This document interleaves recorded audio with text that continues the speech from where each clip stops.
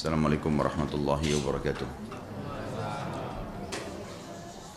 Alhamdulillah, kalimat mulia yang selalu kita ucapkan dari lisan kita kepada satu-satunya pencipta segala sesuatunya, baik di langit, di bumi dan di kedalaman lautan. Dialah Allah, Zat yang Maha Esa, Zat yang hidup sendiri, Zat yang mengerjakan apapun yang Dia inginkan. Tidak ada sekutu baginya dalam segala hal. Dan Dia telah menggantungkan segala nikmat yang Dia berikan kepada kita dengan kalimat Alhamdulillah. Alhamdulillah, mata kita masih bisa menangkap cahaya sehingga melihat, telinga kita masih menangkap suara sehingga mendengar, darah kita masih mengalir di urat-uratnya, otot kita masih melekat pada tulangnya dan tulang masih dikuatkan dengan sumsumnya, serta energi yang tidak terhingga di dalam tubuh kita sehingga kita bisa beraktivitas. Alhamdulillah, air tidak pernah habis walaupun musim kemarau. Mandi, minum, mencuci pakaian, piring yang sudah kita gunakan, juga oksigen yang tidak ada batasnya, hewan-hewan yang ditunggangi, yang dimakan dagingnya, tidak pernah habis populasinya. Dan terlalu banyak nikmat Allah kalau kita ingin merincikannya, sebagaimana Allah berfirman, wa in ta'uddu ni'matallahi la tuhsuha. Kalau kalian ingin menghitung-hitung nikmat Allah, maka kalian tidak akan mampu menghitungnya. Juga kita panjatkan salawat dan taslim kepada Nabi Muhammad SAW, satu-satunya guru, kiai, suri, tauladan setiap orang yang beriman. Siapapun yang mengikutinya pasti akan selamat, hidupnya akan tentram, punya panduan hidup, tahu mana halal dan mana haram. Dan pada saat meninggal, dia akan masuk ke dalam surga. Dan siapapun yang durhaka terhadap risalahnya, pasti hidupnya akan susah, tidak punya panduan hidup. Dan juga pada saat meninggal akan masuk ke dalam api neraka. Allah dan malaikatnya memberikan salam hormat kepada beliau, maka kita juga sebagai orang-orang yang ingin selamat, yang juga mengidolakan Nabi SAW selalu membacakan kalimat hormat ini. Dan kalau kita gabungkan kedua kalimat, kita akan mengatakan Alhamdulillah, wassalatu wassalamu ala rasulillah. Teman-teman sekalian, Bapak Ibu, ikhwah akhwat rahimani rahimakumullah, ini pertemuan perdana dalam membahas kitab Mahkota Pengantin. Dan kitab Mahkota Pengantin ini sebenarnya buku yang sangat laris di daerah Timur Tengah, wilayah Timur Tengah, dan selalu jadikan hadiah untuk orang-orang yang baru atau akan melangkah ke rumah tangga. Bahkan tidak jarang juga digunakan untuk orang tua yang ingin mengajarkan kepada anaknya masalah rumah tangga. Karena banyak orang tua yang keliru, dan itu standar hampir di semua lingkungan umat Islam. Mereka ingin anak-anaknya faham masalah rumah tangga dalam hitungan setengah jam atau 1 jam sebelum akad nikah. Sehingga diberikanlah kursus cepat. Bagaimana bisa setengah jam dan 1 jam memberikan bekal kepada anak-anak kita untuk kehidupan dia yang 50-60 tahun ke depan. Itu nggak mungkin. Maka buku yang seperti ini sangat membantu sekali memberikan kepada anak-anak kita remaja membacanya. Tentu buku ini cocok untuk semua kalangan, baik orang yang masih belum menikah atau orang yang sudah menjalankan rumah tangganya. Karena memang rumah tangga ini, teman-teman sekalian, adalah asas daripada masyarakat. Jadi kalau masyarakat itu kita mau tahu dia berhasil atau tidak, masyarakat yang baik, berakhlak, bermoral, ya, punya prestasi-prestasi baik dunia maupun akhirat, baik dari pendidikan, ekonomi, politik, itu karena beranjak daripada rumah tangga yang sehat. Kalau rumah tangganya sehat, dalam lingkungan itu akan mencetak kader-kader masyarakat yang baik. Dan kapan rumah tangga ini kacau, maka akan kacau semuanya.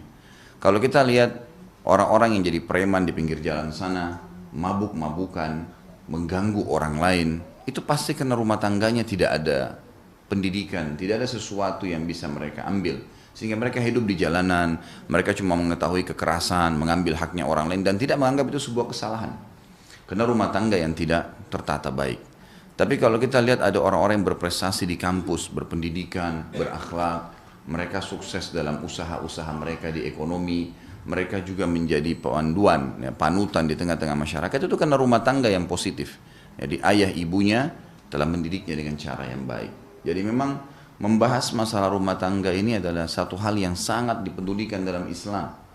Islam sangat peduli karena memang Allah Subhanahu wa taala sudah tahu masyarakat yang besar itu akan lahir dari komunitas rumah tangga yang ada sebagai sub-sub masyarakat itu, cabang-cabang masyarakat itu. Makanya dalam Islam kita tahu Islam sangat peduli dengan masalah bagaimana memilih pasangan, bagaimana kriterianya, gitu ya. Kemudian kita juga tahu dalam masalah rumah tangga ada hak dan kewajiban. Kemudian kita tahu juga nanti bagaimana cara mendidik anak, bagaimana perilaku orang tua terhadap anak, apa haknya anak-anak itu, dan haknya anak-anak terhadap orang tuanya. Kita tahu ada bakti dengan orang tua. Jadi ditata sedemikian rupa sebenarnya. Kalau seandainya setiap muslim menjalankan seperti apa yang telah diwahyukan, mereka akan tentram sebenarnya. Dan mereka akan mendapatkan apa yang dijanjikan oleh Allah, rumah tangga yang mawaddah, sakinah dan rahmah. Pasti penuh dengan tentram, ketenangan jiwa, bisa juga akan masuk ke masalah cinta, kasih sayang, itu akan ada. Karena dasarnya memang mereka menjadikan wahyu sebagai tolok ukurnya. Kalau orang menikah asal menikah saja, dia tidak jadikan itu sebagai perintah agama, maka kita akan temukan orang ini mungkin hanya karena teman-temannya yang suruh, mungkin karena orang tuanya, mungkin karena orang di sekitarnya semua sudah menikah. Maka dia hanya sekedar menjalankan begitu saja. Ibaratnya seperti orang yang mau kerja di satu perusahaan, dia nggak tahu kenapa dia kerja di situ, apa jenis pekerjaannya, berapa gajinya, gitu kan? Dia tidak tahu semua, dia cuma terjun bebas. Maka kita akan temukan orang seperti ini akan terkagetkan nanti pada saat masuk ke perusahaan tadi. Oh ternyata dia bidangnya misalnya IT, kemudian dia masuk ternyata ini lain bidangnya. Mungkin dia masuk ke pertukangan, mungkin dia masuk kepada pekerjaan yang bukan bidangnya. Maka dia akan kaget, susah untuk adaptasi waktu, susah untuk mengatur dan menata pekerjaannya nanti. Dia harus adaptasi yang sangat besar. Dan juga ya mungkin hasil yang dia inginkan tidak akan seimbang, ya, karena memang bukan bidangnya dia. Maka akan terjadi hal-hal yang negatif. Orang yang seperti ini tidak akan kelihatan hidupnya stabil, ya. Makanya penting sekali untuk membahas masalah rumah tangga ini. Dan saya bukan menggurui, tapi saya sedang membedah buku ini. Dan saya pun menjalankan sunnah Nabi SAW, ad-dinun nasihah. Agama ini adalah nasihat, memang harus saling menasihati, gitu. Baik orang yang belum berumah tangga atau orang yang sudah berumah tangga. Dan buku ini sebenarnya diberikan judul oleh penulis Tuhfatul Arusain. Jadi ada dua buku yang hampir mirip judulnya, ada Tuhfatul Arus, ya, ada juga Tuhfatul Arusain. Jadi buku yang dulu yang lama sekali, buku klasik namanya Tuhfatul Arus, ya. Ini seperti mahkota untuk pengantin satu sisi saja, gitu kan. Tapi penulis ini dari Mesir kebetulan membuat dua. Jadi mahkota untuk kedua pengantin, dan ditulis di sini bingkisan istimewa untuk suami istri, ya. Dikatakan buku ini menghindari penjelasan yang malu-malu sekaligus mendobrak wilayah yang sering difahami tabu ketika membahas persoalan rumah tangga. Pada mulanya adalah sebuah keterus terangan. Buku ini mengalir jauh dengan kupasan yang lincah, renyah dan komunikatif. Jadi nanti di sini akan banyak sekali bahasan-bahasan yang mungkin memang kelihatannya tabu, tapi ya harus dibahas. Karena kalau tidak maka umat ini akan sesat, tidak akan dapat panduan. Dan setiap kali Bapak Ibu membaca buku atau membeli buku, saran saya sebelum ditaruh di rak buku, dibuka dulu plastiknya, gitu ya. Loh iya, serius. Karena banyak orang beli buku, plastiknya nggak dibuka, langsung ditaruh di rak. Akhirnya dia double beli bukunya. Dia lupa kalau pernah dia beli, gitu kan. Kemudian cara saya mendidik mahasiswa saya kalau di kampus, saya mengatakan buka bungkusnya, kemudian baca daftar isi. Paling pertama, cari dari daftar isi itu subjudul yang paling menggelitik kita. Apa nih kira-kira judulnya? Nah ini, tandain dengan stabilo atau tandain dengan pulpen, gitu kan. Kemudian sebelum taruh di rak 5-10 menit saja, coba baca itu. Baca yang sedang menggelitik kita itu. Nanti 5-10 menit yang kita baca itu lalu kita taruh di rak akan mendorong kita untuk kembali membaca bukunya, dan akan habis buku itu dibaca.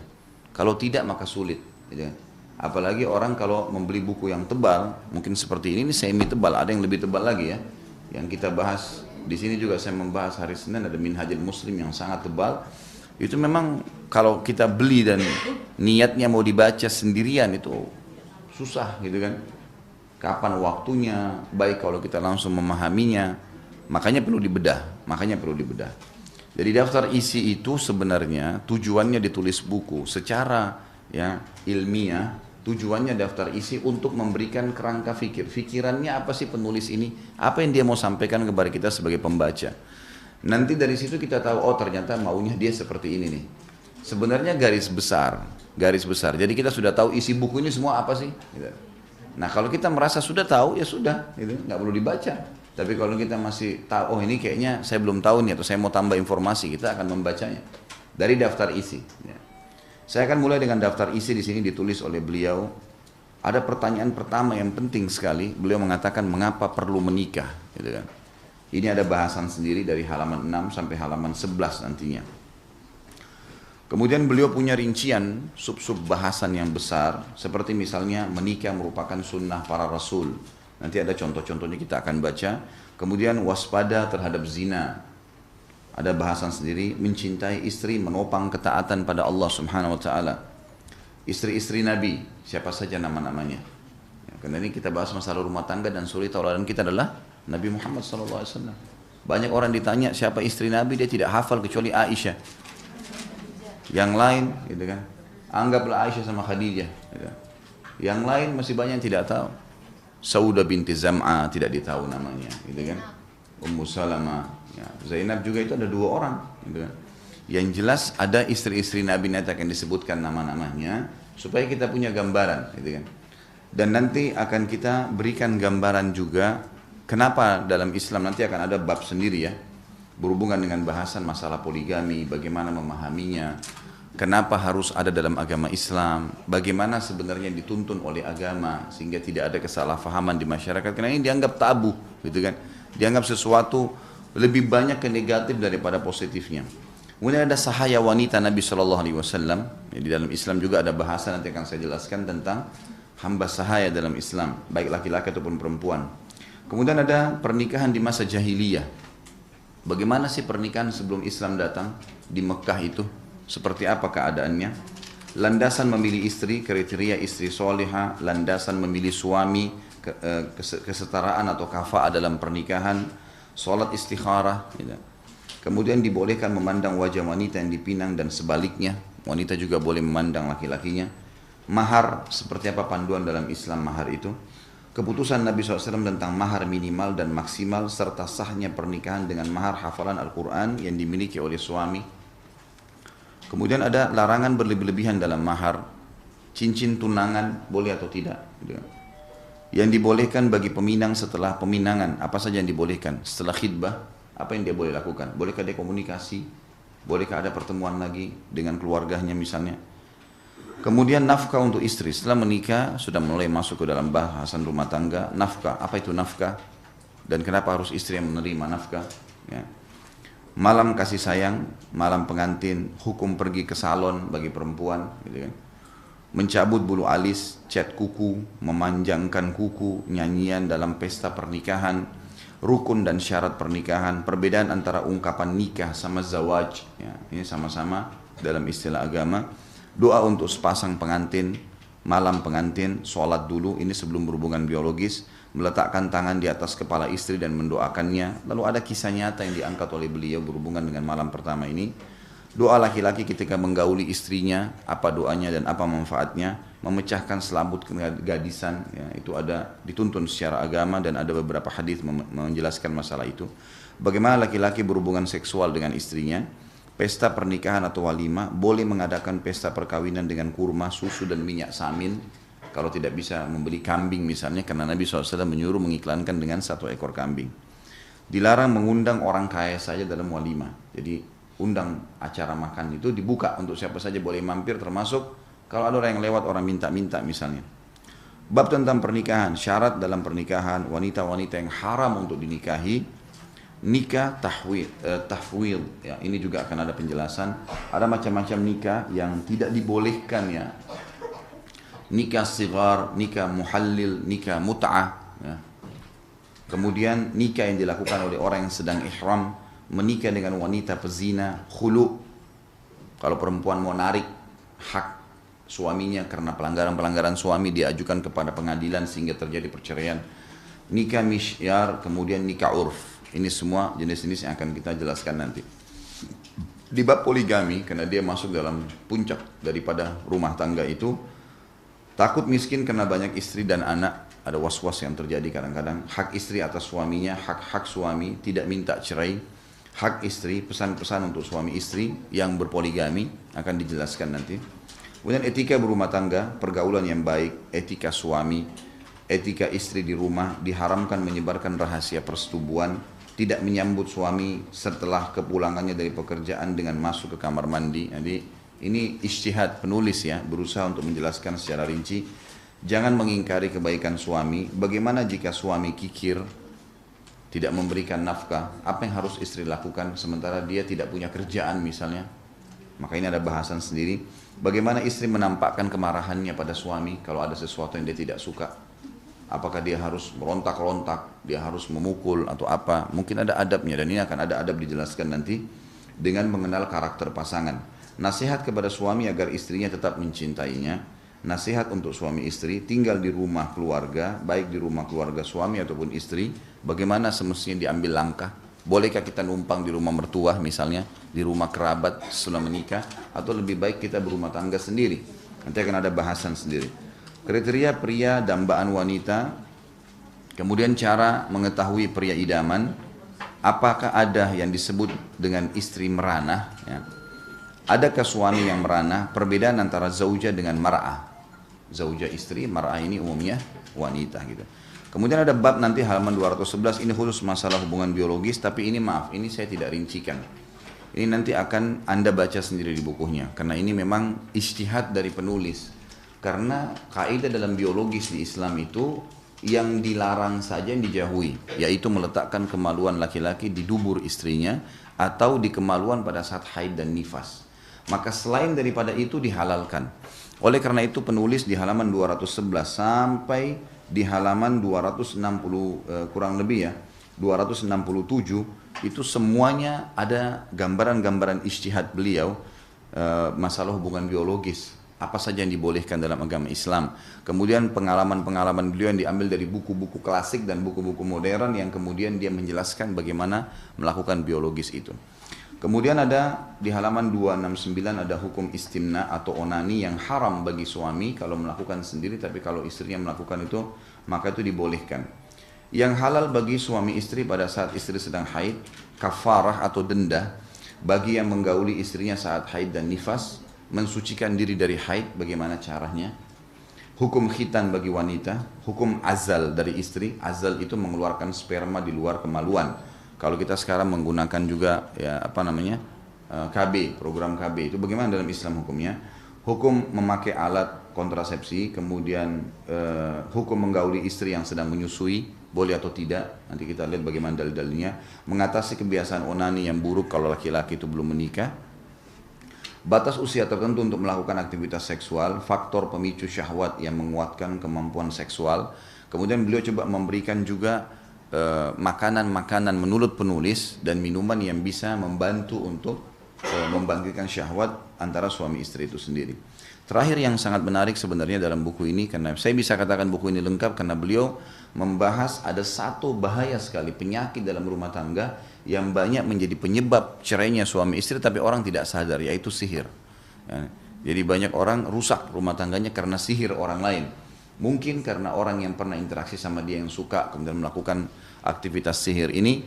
Nanti akan dijelaskan dalil-dalil bahwasanya jin bisa merasuki tubuh manusia, berbagai macam sihir, bagaimana penyihir bekerja, diberikan gambaran-gambarannya, cara menyembuhkan orang yang terkena sihir, ayat-ayat pembebas sihir, ayat-ayat pengobatan, kesalahan yang dilakukan sebagian orang yang mengobati. Kemudian pencegahan dari ayat-ayat Al-Quran yang bisa digunakan agar sihir itu hilang atau pencegahannya.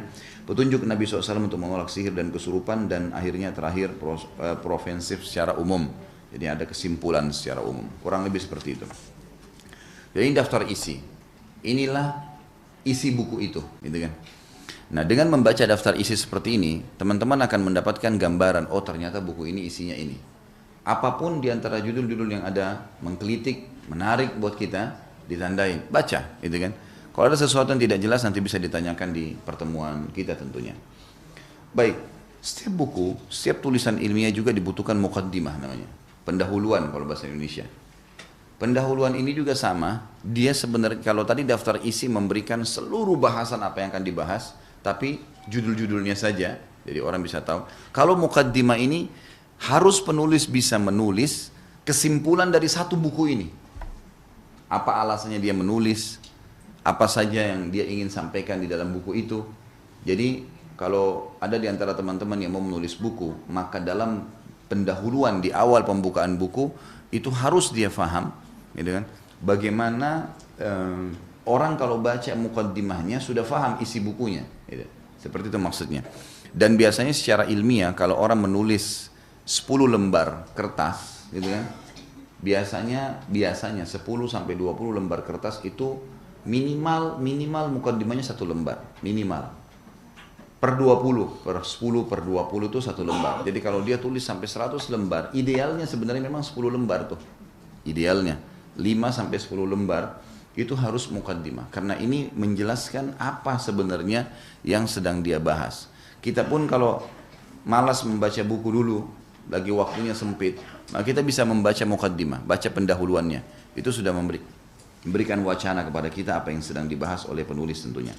Tentu lembaran pertama di halaman 1, kalau teman-teman pegang bukunya, di halaman 1 ini sebenarnya masih tahmid dan salawat yang disampaikan oleh beliau.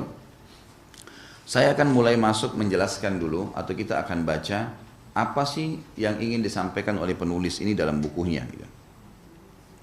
Kita mulai di halaman 2, di paragraf yang kedua, ya. Mulai di situ, di hadapan Anda, akhi fillah. Sudah lihat yang pegang buku? Di hadapan Anda, akhi fillah, sebuah buku yang berisi kata-kata ringkas untuk menjelaskan jalan yang disyariatkan Allah Subhanahu wa taala untuk memelihara nasab, jalur keturunan. Jadi kita ini Allah SWT ciptakan laki-laki dan perempuan, memang Allah sudah atur untuk saling menyatu, untuk berkembang biaknya manusia. Nggak ada cara lain. Cara seperti itulah yang ada yang umumnya. Nasab itu adalah jalur keturunan, akan terjaga dengan cara ini. Dan memakmurkan bumi. Dan akhirnya nanti lahir kader-kader manusia yang baik, dan akhirnya memakmurkan bumi ini, menjalankan seperti apa yang Tuhan kita mau, yakni pernikahan. Inilah jalan yang disyariatkan Allah bagi para hambanya untuk menyalurkan naluri seksual dan memelihara keturunannya. Jadi 2 kebutuhan dasar manusia, dia akan melampiaskan biologisnya, karena secara alami laki-laki dan perempuan butuh untuk saling menatap, butuh untuk ngobrol, butuh untuk ciuman, butuh untuk sentuhan, butuh untuk meletakkan kemaluan di kemaluan. Itu fitrah. Dan Allah mengatakan dalam Al-Quran masalah itu. A'udzubillahi minasyaitonirrajim, dalam surah An-Nisa, Zuina linnasi hubbus syahawati minan nisa. Telah dihiasi dalam diri manusia itu hubbus syahawat. Hub itu rasa suka, syahwat itu diikuti dengan hawa nafsu.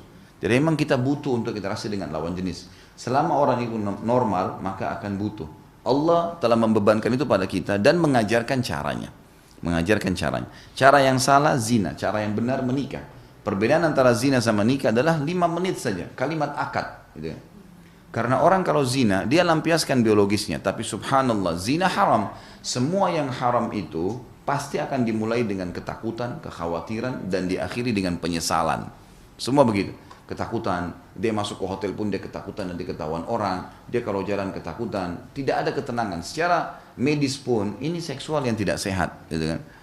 Kalau dia menikah, kalau misalnya pasangannya hamil karena zina, maka dua-duanya akan malu, keluarganya malu, namanya rusak di masyarakat, orang tahu ini pezina. Dan ya, anak yang lahir nggak jelas statusnya, karena anak zina tidak boleh dinisbatkan kepada pemilik sperma. Nggak ada penisbatan nama, walaupun dia pemilik sperma. Jadi kalau misalnya ada seorang wanita dihamili oleh seorang laki-laki, lalu mereka menikah, tapi hamil di luar nikah, maka anak itu nggak boleh dinisbatkan kepada pemilik sperma. Itu hukum syar'i, semua mazhab sepakat masalah ini. Karena dari zina. Dan tidak ada hukum waris di antara mereka. Nggak ada hukum waris. Kalau dia anak perempuan nggak boleh jadi walinya kalau menikah. Hukum syar'i begitu.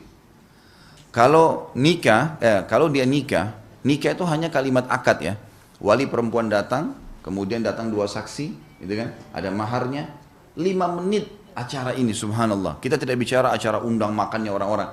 Kita bicara masalah akad nikahnya. Pada saat si wali mengatakan saya nikahkan kamu sama anak saya si fulana binti fulana dengan mas kawin ini, laki-lakinya mengatakan saya terima nikahnya walaupun gugup sah. Gitu. Loh iya, karena di Indonesia kan orang gugup disuruh ulangi. Gitu. Cadel sedikit disuruh ulangi, bagaimana dia dipaksa? Nggak mungkin. Dan kalaupun dia mengatakan saya terima saja, sudah cukup. Kalau dia bilang, karena si ayah tadi perempuan sudah katakan, saya nikahkan kamu sama anak saya si fulana binti fulana, kan sudah diulang-ulangin semua. Dengan mas kawin ini sudah selesai, dia tinggal mengatakan saya terima, sah.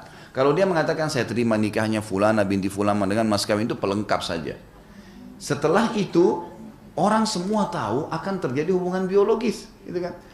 Coba pada saat mereka lakukan biologis, dua-duanya dalam kondisi tenang, gembira, kan gitu. Tahu ini tidak ada sesuatu yang aib bagi mereka. Mereka lakukan dimulai dengan ketenangan dan cinta, diakhiri tentu dengan kenikmatan. Dan kalau si perempuan hamil, apa yang terjadi? Dua-duanya senang, keluarganya senang, namanya harum di masyarakat, dan anak yang lahir jelas statusnya. Ada penisbatan nama dan juga ada yang. Lalu kenapa orang harus memilih zina, gitu kan? Kenapa nggak menikah? Tentu ada beberapa faktor-faktor yang membuat orang jauh dari masalah pernikahan. Saya di buku ini saya tidak lihat ada bahasan, tapi saya sebutkan secara global. Seperti misalnya karena kejahilan, tidak faham kalau pernikahan adalah perintah agama. Dan pernikahan itu Bapak Ibu sekalian adalah ibadah yang paling besar pahalanya. Karena jedah waktunya panjang, gitu kan? Jadi dari awal akad nikah sampai kita meninggal, bahkan kalau punya keturunan itu terus menerus jadi amal jariah, ibadah terus tuh. Seorang suami selama berstatus suami dan dia menjalankan kewajibannya memberikan nafkah, menyiapkan tempat tinggal, selama istrinya tinggal di tempat itu walaupun kontrak, setiap hari pahalanya terus, makanan, minuman yang dimakan terus, panduan dinasehatin. Istri juga begitu, mengelola makanan, mengelola minuman, mencuci baju, membersihkan rumah, ini pahala terus nih. Anak lahir, perempuan yang hamil, kemudian dia seperti pahala jihad kalau hamil, melahirkan anak, diurus anaknya, disusuin, dididik, ini jadi amal jariah nih. Akan ada hukum timbal balik karena dia melahirkan anak itu, maka ada bakti dari anak-anak itu kan. Terus berjalan nih. Jadi kata ulama rumah tangga memang itu luar biasa. Sumber pahala yang sangat besar. Banyaknya orang tidak segera menikah karena kejahilannya terhadap hal ini. Dia tidak tangkap ini adalah sebuah ibadah, gitu. Maka tidak tergesa-gesa untuk melakukannya. Padahal sebenarnya harusnya dia segera menikah. Yang kedua adalah faktor orang tidak mau menikah itu karena selain kejahilan tadi, karena kesibukan duniawi yang membuat dia lalai dari ibadah. Seperti misal, ada banyak mahasiswa yang mengeluh dengan saya, laki-laki tentunya, saya katakan mahasiswinya belum pernah ada yang sampaikan ke saya di SMS, tapi kalau mahasiswa itu sering bilang sama saya, Ustaz, saya tingkat 1 kuliah, saya terganggu, ya. Saya sudah mulai ikut pengajian sunnah, udah mulai paham agama, tapi saya tingkat 1 kuliah, saya masih 3-4 tahun baru selesai. Saya ingin menikah, karena di dalam kampus ini saya terganggu sekali. Sana sini godaan banyak gitu. Teman-teman saya pada anggap zina itu biasa, mereka gonta-ganti pasangan, dan terbuka peluang. Saya tinggal ngomong sama siapa saja wanita saya bisa lakukan kok. Sekarang saya ingin menikah, saya sampaikan pada orang tua saya dengan sangat tegas melarang. Dan mengatakan kau tidak boleh nikah kecuali sudah sarjana. Ini orang tua yang egois nih, gitu kan? Bagaimana caranya? Dia sih ada pelampiasannya, ada pasangannya. Anaknya gimana? Nggak boleh, kan itu? Loh iya benar. Sebab ada anak-anak nanti, ada mungkin kalau teman-teman nanti kalau punya anak sudah mulai besar, anda lihat rasa ada anak-anak yang bisa ngontrol syahwatnya, bisa sampai sarjana. Dia luar biasa, sampai sarjana sampai kerja bisa ngontrol diri, itu lain, ada. Tapi nggak semua begitu. Umumnya manusia ada yang tidak bisa, bergejolak. Kalau ada anak yang sudah mulai membangkang, anak perempuan bangkang orang tuanya, lihat pasti di belakangnya ada laki-laki tuh. Kalau ada perempuan yang sudah bangkang itu ada laki-laki. Kalau laki-laki sudah mulai kurang ajar sama orang tua, ada perempuan di belakangnya. Subhanallah. Karena ini memang sudah begitu. Fitnah yang paling besar bagi laki-laki perempuan, fitnah perempuan adalah laki-laki. Gitu kan?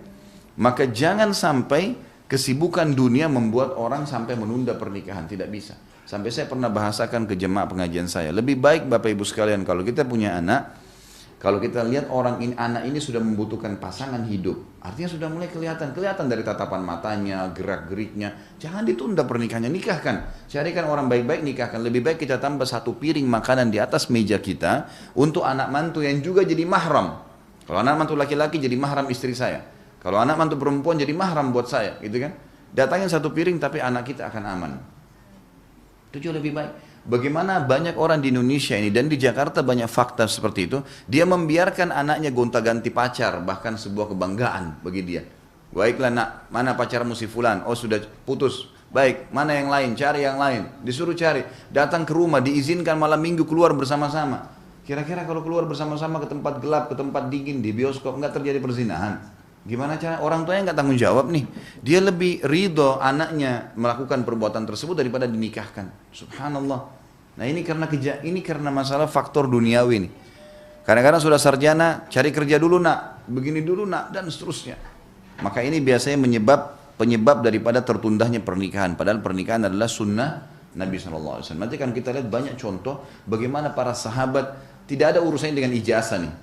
Pada saat mereka sudah ba'ah itu seperti sabda Nabi SAW, wahai anak-anak muda ini dari mulai balik sampai 40 tahun. Maaf yang sudah lebih 40 tahun ya.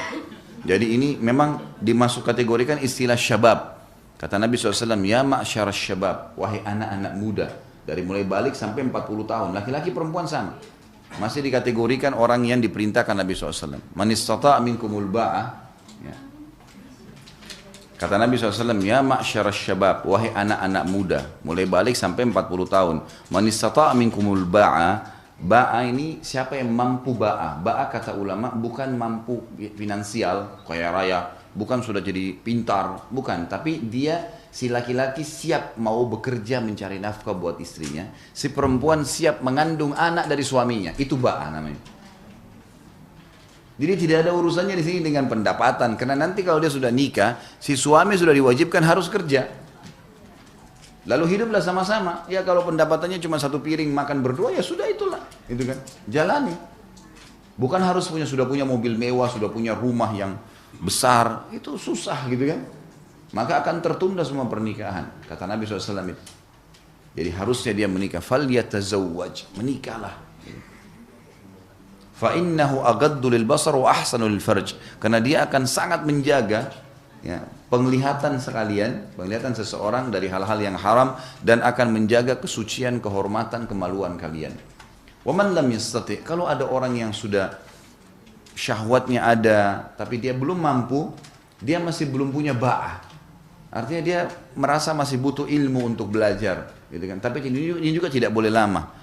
Kata Nabi SAW, fa'alaihi bis-saum, dia harus puasa. Fa'innahu lahu wija, karena dia akan menjadi penolong baginya untuk sementara meredam syahwatnya. Karena yang memberikan syahwat adalah makanan dan minuman. Maka itu akan redam kalau seseorang puasa karena tidak banyak mengkonsumsi makanan dan minuman. Ini yang dimaksud, tapi ini pun dalam batas waktu tertentu. Jadi sini dikatakan oleh beliau bahwasanya pernikahan ialah jalan yang disyariatkan Allah bagi para hambanya untuk menyalurkan naluri seksual dan memelihara keturunan. Sudah saya tadi berikan perbedaan antara nikah sama zina, gitu kan, manfaat-manfaatnya. Segala puji bagi Allah yang telah menjadikan nikah bagian dari syariatnya agar menjadi jalan bagi hambanya untuk memakmurkan bumi, bahkan untuk menyalurkan syahwatnya. Dalam semua ini ia mendapatkan pahala. Jadi tadi selain orang itu misalnya kalau zina dapat dosa besar, kalau orang menikah itu dapat pahala besar. Pahala besar pada saat biologis ya. Jadi kalau zina kita dikecam tidak boleh sama sekali, haram, dosa besar. Bahkan Nabi SAW mengatakan masuk dalam kategori 7 dosa besar yang membinasakan. Setelah syirik, durhaka dengan orang tua, masuk setelahnya zina, riba gitu kan. Jadi zina ini masuk dalam 7 dosa besar yang membinasakan karena akan merusak nasab gitu kan, mempermalukan namanya dia. Ini harus difahami teman-teman sekalian ya, karena di Indonesia dijadikan senjata oleh sebagian orang tuh. Kalau orang tuanya nggak setuju dia hamil dulu di luar nikah. Nanti toh juga akan dinikahkan. Nah karena dia nggak paham hukum sebenarnya ini anak yang lahir tidak dinisbatkan kepada dia, percuma aja. Tidak ada nisbat nama dan tidak ada warisan di antara mereka. Dan kalau anak perempuan tidak boleh jadi walinya. Itu jelas sekali. Walaupun anak itu tetap berlaku hukum padanya, berbakti pada ibunya, gitu kan. Kalau ayah ini dianggap orang yang memang berlaku sebagai suami ibunya, mahramnya juga tapi bukan ayah dia. Ini pentingnya. Harus diketahui itu. Kalau ada yang mengatakan lalu bagaimana sudah terlanjur berjalan Ustaz? Memang dalam hukum Allah harus ditetapkan Bapak Ibu sekalian. Kalau kita sekali loloskan nih, buka oh nggak apa-apa deh orang hamil di luar nikah nanti nikah sama pasangannya boleh-boleh saja. Semua orang akan lakukan itu, gitu kan? Nah ini haram nggak boleh, harus ditinggalkan. Jadi 1-2 orang dihukum, yang lainnya akan berhenti melakukan kesalahan itu. Kata Nabi SAW dalam hadis yang sahih, gitu kan? Fi bidi ahdikum sadaqah, di kemaluan kalian ada pahala yang besar. Para sahabat penasaran mengatakan, ayati ahaduna ahlahu walahu fihi ajr ya Rasulullah. Kalau kami menggauli istri kami, mendapatkan kenikmatan, wahai Rasulnya Allah, kami dapat pahala, sudah dapat kenikmatan, dapat pahala lagi. Kata Nabi SAW, Ara'aitum law wada'tumuhu fil haram, alakumul wizr. Tidakkah kalian lihat kalau kalian letakkan kemaluan kalian pada yang haram, kalian dapat dosa? Maka kata sahabat, bala ya Rasulullah. Iya ya Rasulullah, kami dosa besar, zina. Kata Nabi SAW, wa kadzalika fil halal. Begitu juga kalau dia letakkan kemaluannya pada yang halal. Sampai Abdullah bin Umar radhiyallahu anhuma itu kalau beliau habis buka puasa, beliau makan kurma sama air, kemudian beliau sholat maghrib, pulang langsung berhubungan biologis sama istrinya. Karena beliau mengetahui itu perintah agama dan bisa meredam masalah dia di luar rumah, gitu kan. Ini akan lebih jauh kita jelaskan nanti. Tentu yang sudah menikah silakan praktekin ya. Nikah adalah ketentraman, ya, ketentraman jiwa, ladang Islam, ladang pahala maksudnya. Memelihara anggota badan, ya. Karena orang kalau sudah menikah, pelampiasan biologisnya ada, si laki-laki makanannya siap, si perempuan punya tempat naungan rumah, akan menjaga kesehatan badan, jalan kesucian, terhormat. Kesenangan hidup sekaligus salah satu tanda kekuasaan Allah Subhanahu wa taala sebagaimana Allah berfirman dalam surah Ar-Rum ayat 21. A'udzubillahi minasyaitonirrajim wa min ayatihi an khalaqa lakum min anfusikum azwajan litaskunu ilaiha wa ja'ala bainakum mawaddatan wa rahmah inna fi dzalika laayatin liqaumin yatafakkarun. Dan di antara tanda-tanda kekuasaannya ialah dia menciptakan untukmu istri-istri dari jenismu sendiri. Jadi di sini nanti akan kita jelaskan juga definisi pernikahan. Kita hanya boleh menikah dengan lawan jenis laki-laki dan perempuan dan dari anak Adam. Harus dari manusia, nggak boleh nikah sama jin, nggak boleh melampiaskan. Ya ada dukun kan begitu ya. Dukun-dukun itu banyak yang sampai tua, ya seperti apa namanya nenek-nenek sudah sampai tua ndak nikah. Ada laki-laki dukun itu tidak menikah karena ada juga syarat daripada syaitan yang bekerja sama untuk menikah dengan mereka. Ada juga orang yang karena sudah tiap hari berzina, jenuh dengan manusia, pelampiasan biologisnya kepada hewan misalnya, kayak di Eropa, di Amerika, ada terjadi kan? Kebanyakan mereka yang memelihara, hewan anjing itu mereka melampiaskan biologisnya dengan hewan tersebut. Maka Allah sebutkan itu ya, dalam Al-Quran. Agar kamu, untuk apa dijadikan jadi jenis kalian sendiri dari manusia dan lawan jenis laki-laki dan perempuan, agar kamu cenderung dan merasa tentram kepadanya. Dan dijadikanlah di antaramu rasa kasih sayang, rasa kasih dan sayang. Sesungguhnya pada yang demikian itu benar-benar terdapat tanda-tanda bagi kaum yang mau berfikir. Ini adalah kata-kata yang saya bisikan di telinga setiap pemuda dan gadis yang ingin membangun keluarga Islami yang bahagia. Kata-kata yang diambil dari kitab Robnya Allah Subhanahu Wa Taala dan sunnah Rasulnya Muhammad SAW sebagai metode dan jalan dalam hidupnya. Terutama kepada kedua pengantin yang mengawali bahtera kehidupan yang untuk berlayar menuju ke akhirat. Jadi ini ditujukan kepada pemuda dengan pembicaraan yang tepat untuknya.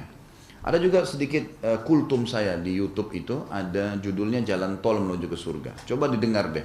Saya kurang dari 15 menit ada saya bahas tentang rumah tangga adalah jalan tol menuju ke surga. Dan memang betul teman-teman sekalian. Begitu akad nikah, mulailah ladang pahala terbuka besar di depan mata kita. Bagaimana tidak? Seorang perempuan hanya melayani, mendatangkan air, buatin kopi, bersihin baju, masuk surga. Meninggal masuk surga. Gitu kan? Itu sudah cukup, sudah ladang pahala. Kalau dia mencari lagi ladang pahala di luar rumahnya cuma tambahan. Dalam rumahnya sudah luar biasa. Dia tidak usah repot-repot keluar rumahnya. Jadi perempuan walaupun berputar-putar di rumahnya saja itu sudah cukup buat dia. Loh ya. Kata Nabi SAW, wanita manapun yang menjaga 5 waktu sholatnya tidak dihubungkan dengan sholat sunnah.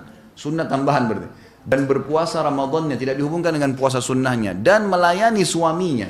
Padahal yang ma'ruf, yang dibolehkan dalam agama, kalau dia meninggal dia boleh masuk dari 8 pintu surga yang mana dia mau. Tinggal tunggu mati, selesai masuk surga tuh. Luar biasa mudahnya, gitu kan? Bagi laki-laki juga begitu. Dia tinggal sibukkan, kata Nabi SAW, dinar yang engkau infakkan di jalan Allah. Dinar, jihad ya. Dinar yang engkau infakkan untuk membebaskan budak. Dinar yang engkau berikan kepada fakir miskin. Dan dinar yang engkau berikan kepada istri anakmu jauh lebih besar pahalanya. Dia gak usah repot-repot sedekah di sana sini. Dia kasih kepada keluarganya. Tentu dia juga punya hak untuk memberikan ke orang tuanya, kepada kerabatnya. Iya. Tapi di sini, di dalam rumahnya sudah ada lahan yang luar biasa gitu. Jadi sebenarnya itu sangat penting untuk difahamin. Ini yang dikatakan oleh penulis tadi tentang bagaimana setiap pemuda laki-laki dan pemudi perempuan, muslim dan muslimah itu memahami tentang rumah tangga ini sangat penting dalam kehidupan mereka. Ada pepatah bahasa Arab tentu diterjemahkan di sini, air berbau busuk berawal dari busuknya tanah, kebusukan kaum berawal dari kebusukan nikahnya. Jadi patah bahasa Arab mengatakan begitu. Jadi kalau ada bau, ada air yang bau, itu ternyata karena memang sumbernya di bawah tanah itu ada yang bau. Gitu kan? Seperti itulah. Nah, masyarakat yang rusak berawal dari pernikahan yang rusak. Ini pergaulan biologis yang salah. Dikatakan oleh penulis, saya membagi buku ini menjadi dua bagian. Pada bagian pertama saya coba menjelaskan kepada setiap pemuda yang sudah siap untuk menikah, apakah jalan yang wajib ia tempuh saat memilih istri di masa depan. Juga untuk setiap gadis yang dipinang oleh suami di masa depan, apakah ukuran yang diletakkan Islam dalam memilih suami. Ini adalah langkah paling penting bagi laki-laki dan wanita dalam kehidupannya. Ini adalah bahtera yang akan dikendarai oleh laki-laki dan wanita dalam mengarungi lautan kehidupan yang bergelombang. Karena itu masing-masing hendaklah memperhatikan calon pasangannya. Jadi ini penting sekali dari awal. Sampai sebagian ulama kejiwaan yang namanya ilmu tarbiyah itu mengatakan termasuk haknya anak adalah memilih pasangan yang benar dari awal. Karena ada hadis yang berbunyi takhayyaru linutafikum, pilih tempat kalian meletakkan bibit kalian. Diperintahkan begini, nggak boleh sembarangan. Karena kalau laki-laki sembarangan meletakkan spermanya pada rahim seorang wanita, setetes saja sudah cukup membuat ada anak hamil, gitu kan? Kalau perempuan ini tidak benar, akhlaknya tidak benar, pezina kah, sudah cukup untuk membuat itu tetap jadi ibunya selamanya, anaknya, ibunya si anak tuh. Begitu pula si perempuan salah memilih suami, setetes spermanya jatuh ke rahimnya hamil, maka si laki-laki seburuk apapun dia tetap akan dinisbatkan jadi ayahnya. Kan bahaya sekali ya. Jadi salah milih pasangan, salah semua ke depan nih, bahaya sekali. Kayak nggak boleh sembarangan gitu. Ini yang beliau tekankan masalah itu. Kemudian langkah-langkah apakah yang diletak, jadi nanti akan dirincikan oleh beliau seperti apa sih memilih, cara memilihnya seperti apa, laki-laki memilih perempuan yang bagaimana, perempuan memilih laki-laki yang bagaimana. Kemudian langkah-langkah apakah yang diletakkan Islam untuk meminang dan menikah. Bagaimana cara pernikahan Islami, bagaimana cara konsep ta'aruf, saya mau tahu nih perempuan bagaimana, saya mau tahu nih laki-laki bagaimana. Bagaimana caranya, gitu kan? Maka ada metode yang diajarkan dalam Islam. Ada metode, jadi bukan dengan berpacaran. Saya pernah ditanya, Ustaz hukumnya pacaran bagaimana? Saya bilang boleh, halal, tapi setelah akad nikah. Loh iya, setelah akad nikah pacaran sepuasnya, pergi makan berdua, jalan berdua, macam-macam. Tidur sama-sama, nginep di hotel, nggak ada yang, silakan pacaran sepuasnya. Tapi jangan sebelum nikah, karena haram dalam Islam, kan gitu. Cuma tinggal menempatkan pada tempatnya saja. Dikatakan oleh beliau kemudian langkah-langkah apakah yang diletakkan Islam untuk meminang dan menikah serta segala yang mengiringi akad dan perjanjian yang kuat masalah akad nikah. Allah berfirman, A'udzubillahi minasyaitonirrajim wa akhadna minkum mitsaqan ghalidha. Surah An-Nisa ayat 21. Dan mereka istri-istri kalian telah mengambil dari kalian perjanjian yang kuat. Maksudnya pada saat kita mengatakan saya terima nikahnya dari wali itu, kita sudah mengambil perjanjian yang kuat. Artinya saya siap bertanggung jawab terhadap perempuan ini, gitu kan? Itu di mata Allah Subhanahu wa taala. Perjanjian inilah yang akan mengikat kedua belah pihak dengan ikatan kasih dan cinta hingga hari kiamat. Karena kalaupun meninggal tidak sempat cerai, ketemu nggak di hari kiamat? Ketemu, gitu kan? Akan bersatu, sama-sama beriman akan bersatu sampai di surga nantinya. Perjanjian inilah yang akan mengikat kedua belah pihak dengan ikatan kasih dan cinta hingga hari kiamat. Setelah itu saya membicarakan tentang malam pengantin dan adab-adab yang harus dimiliki laki-laki dan perempuan. Setelah menikah pun maka ada adab-adabnya. Dan nanti akan saya titik beratkan teman-teman sekalian, jangan pernah belajar biologis dari film porno. Ini benar-benar nggak boleh, mutlak. Bagaimana bisa saya seseorang, bukan alhamdulillah bukan saya, seseorang sama istrinya duduk nonton film porno berdua. Si istri leluasa melihat si laki-laki yang bukan mahramnya tadi dengan kelebihan fisiknya, dengan warna kulitnya yang lebih, kalau itu semua lebih dari suaminya, kira-kira apa yang akan terjadi?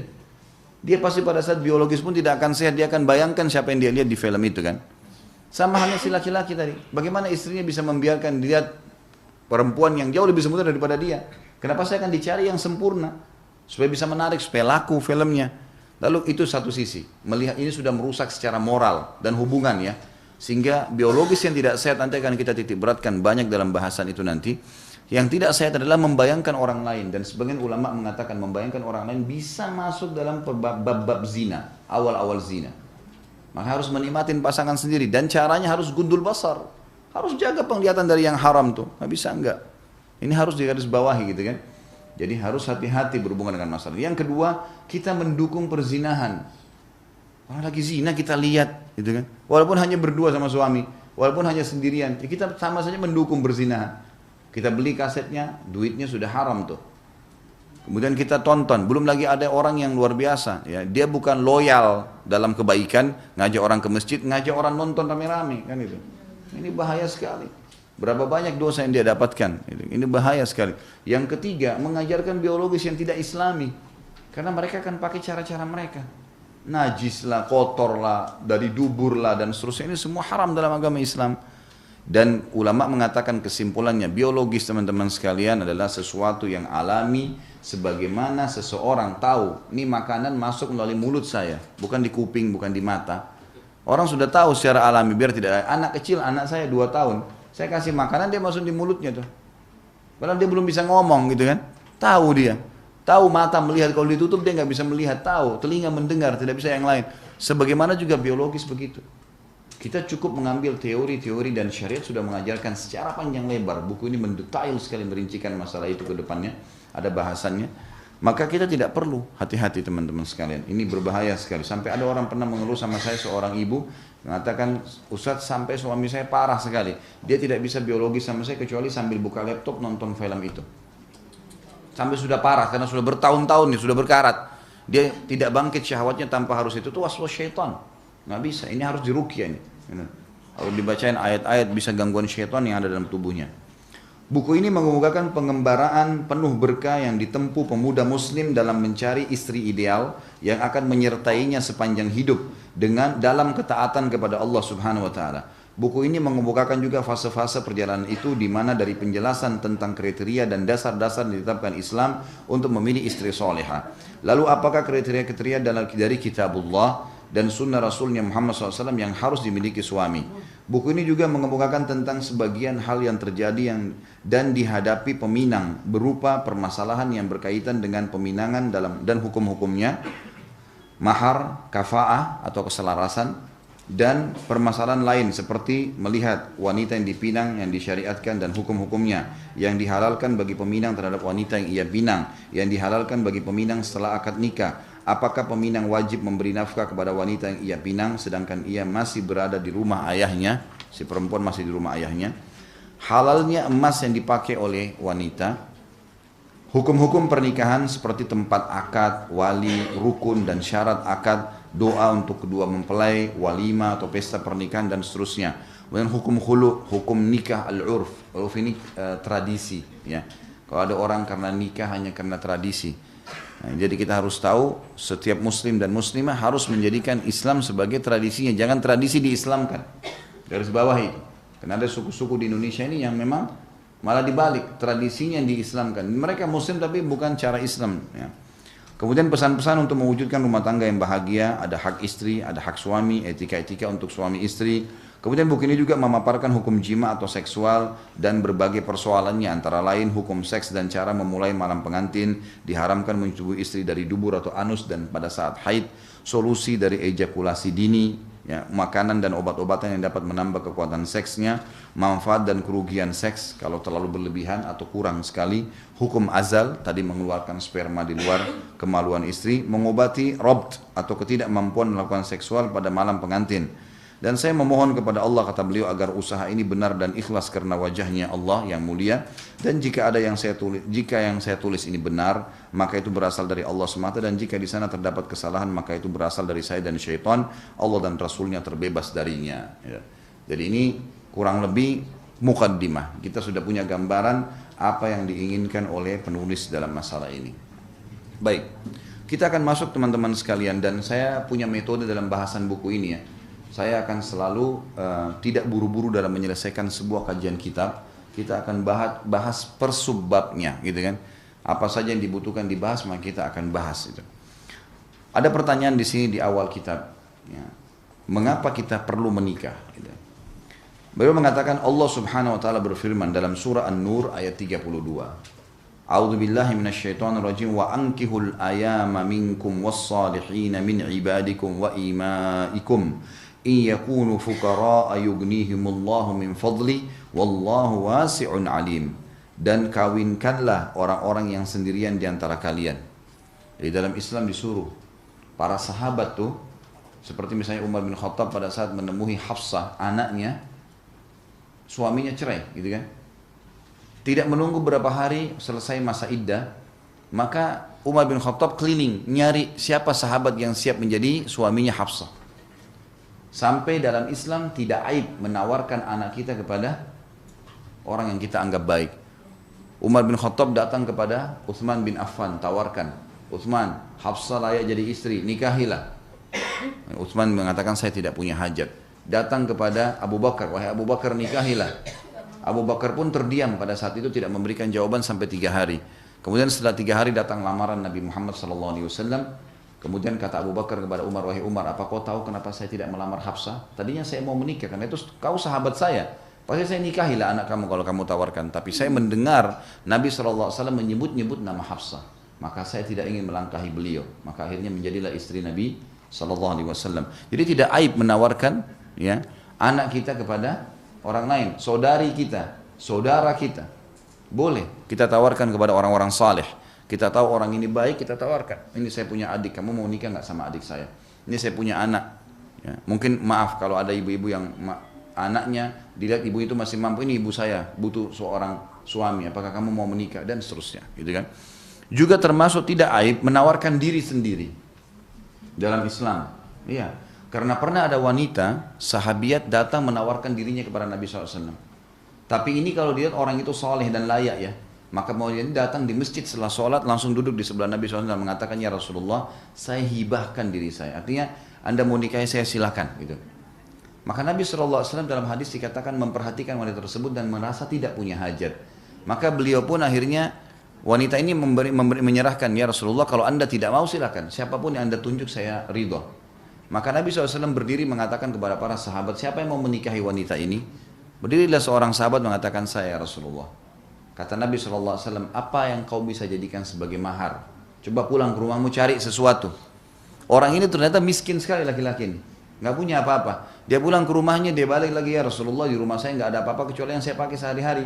Panci yang dipakai masak lah, sendok lah, nggak ada sesuatu. Saya tidak punya apa-apa. Kata Nabi, coba balik lagi cari walaupun cincin dari perak, gitu kan? Dia pulang nggak ada, dia balik, ya Rasulullah, tidak ada. Cincin dari besi, maaf, besi nggak ada. Kata Nabi SAW, kau punya hafalan Al-Quran? Dia bilang ada ya Rasulullah, beberapa surah. Baik, jadikan sebagai maharmu. Lalu dinikahkan oleh Nabi SAW. Nanti ada bahasan itu di minimal mahar, dengan sahnya menjadikan ayat Al-Quran sebagai mahar, gitu kan. Tapi saksi bahasan kita, wanita ini datang menghibahkan dirinya, tapi dengan adab-adab syar'i ya. Di sini ada, saya siap untuk menikah. Apakah jadi segini? Para sahabat begini contohnya. Kalau ada seorang sahabat yang mati syahid di medan perang, gitu kan, maka istrinya otomatis punya iddah 4 bulan 10 hari. Maka sahabat-sahabat di Madinah itu lewat di depan rumah istri-istri mujahidin yang meninggal ini, mereka mengatakan, wahai Ummu Fulan. Kalau dia punya anak dikatakan, wahai Ummu Fulan, kalau selesai masa iddahmu beritahukan kepada kami. Ini bahasa isyarat, dia mau menikahinya. Lalu kalau memang perempuan itu tertarik, dia sudah tahu si Fulan yang datang menawarkan itu. Selesai masa iddah dia balas dengan kata santun juga mengatakan, wahai Abu Fulan, masa iddah kami sudah selesai. Artinya kalau memang kamu mau melamar silahkan. Dan itu terjadi di zaman Nabi SAW. Tidak ada sesuatu yang aib di situ, gitu kan? Jadi bukan aib untuk menawarkan diri kalau memang sifatnya positif dan punya adab-adab. Bukan berarti masalah perzinahan ya. Karena kita melihat orang itu layak untuk menjadi pendamping hidup, gitu. Seperti itu, laki-laki ataupun perempuan. Ya. Dan kawinkanlah orang-orang yang sendirian di antara kalian. Kalau ada yang sendirian, nikahkan, gitu kan? Buat mereka punya pasangan, gitu. Dan orang-orang yang layak untuk kawin dari hamba-hamba sahaya kalian yang laki-laki dan hamba-hamba sahaya kalian dari perempuan. Jadi hamba sahaya ini Bapak Ibu sekalian didapatkan dari peperangan atau pasar hamba sahaya. Jadi begini hukum syar'inya. Kalau terjadi peperangan antara pasukan muslimin melawan pasukan kafir, maka kalau pasukan muslim menang, semua yang di pasukan kafir itu jadi hamba sahaya, semuanya, laki-laki atau perempuannya, gitu kan? Lalu dibagikanlah kepada para mujahidin. Nah, hamba sahaya dalam Islam itu diatur. Semua peperangan, semua agama, gitu kan? Semua suku itu kalau menang perang, mereka akan menjadikan hamba sahaya yang kalah. Tapi Islam mengaturnya. Hamba sahaya dalam Islam ini ada hukum sendiri. Ya, ada bab namanya bab raqabah, memang pembebasan budak. Jadi budak dalam Islam ini dibagi kepada para mujahidin dan dianjurkan dalam Islam untuk bebasin. Selalu kita temukan ayat ada fatahrirur raqabah, bebasin budak, bebasin budak. Seperti misal orang berhubungan biologi suami istri di siang hari Ramadan. Apa dendahnya, kafarahnya? Mereka harus bebasin budak. Kalau nggak bisa, nggak ada, baru mereka puasa 2 bulan berturut-turut. Kalau mereka tidak bisa, baru memberikan makan 60 orang miskin, gitu kan? Kalau ada orang sumpah bohong atau salah, demi Allah begini, tapi tidak benar, dengan denda, kena kafarah, bebasin budak. Puasa 3 hari berturut-turut atau memberikan makan 10 orang miskin. Jadi kita temukan di sini pembebasan budak bagian daripada pembersihan dari kesalahan kita, gitu kan? Juga dianjurkan dalam Islam budak itu dimuamalahkan, diperlakukan sama dengan yang lainnya. Nabi SAW menyuruh seluruh sahabat untuk memberikan makan, memberikan pakaian budak-budaknya sama dengan apa yang dimakan oleh keluarganya dan dipakai oleh keluarganya. Sampai Abdurrahman ibn Auf radhiyallahu anhu itu memiliki banyak sekali budak. Setiap hari belum membebasin puluhan budak. Beli budak lalu bebasin, selalu bebasin gitu kan. Dan beliau kalau lagi jalan sama budak-budak yang banyak, ya, ada ratusan banyak sekali budak-budaknya itu, tidak bisa dibedain mana Abdurrahman mana budaknya, pakaiannya sama gitu kan. Jadi memang dalam Islam ada seperti itu ya, ada seperti itu. Nah kemudian juga boleh ada hukum namanya pembebasan budak ini maula ya. Seperti misal gini, saya punya seorang budak, laki-laki atau perempuan, lalu saya bebasin, saya katakan saya bebasin kamu karena Allah. Maka ada namanya hukum maula. Maula ini seperti misalnya kalau Bapak Ibu pernah baca, ada Abdullah bin Umar sahabat Nabi, punya seorang budak laki-laki namanya Nafi'.